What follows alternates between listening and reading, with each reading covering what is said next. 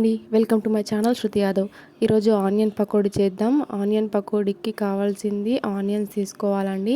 అందులో 1 cup gram floor, 1/2 cup బియ్య పిండి వేసుకొని ఇలా కలుపుకోవాలి. కొంచెం వాము వేయడం వల్ల డైజెషన్ అనేది బాగా అవుతుంది. తర్వాత టేస్ట్కి సరిపడా సాల్ట్, 1/2 టేబుల్ స్పూన్ తినే సోడా, అలాగే కొంచెం కొత్తిమీర, కళ్యామాకు కూడా వేసుకోవాలి. సో వీటన్నిటిని ఒకసారి మిక్స్ చేసుకోవాలి, మొత్తం మిక్స్ అయ్యేటట్టు. సో ఇందులో కొంచెం కారం కూడా వేసుకోవాలండి. సో వేసుకొని మొత్తం మిక్స్ అయ్యేటట్టు ఒకసారి ఇలా కలుపుకోవాలి.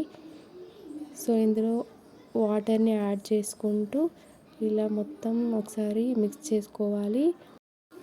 ఉండలు లేకుండా ఇలా మిక్స్ చేసుకోవాలి. ఇలా కన్సిస్టెన్సీ రావాలి అండి.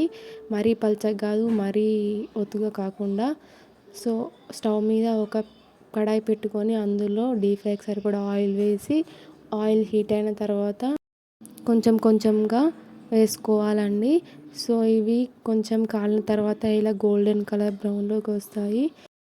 సో ఇలా కలర్ చేంజ్ అవ్వాలి. ఇలా కలర్ చేంజ్ అయిన తర్వాత వీటిని మళ్ళీ ఒకసారి కలుపుకొని వేరే ప్లేట్లోకి తీసుకుందామండి.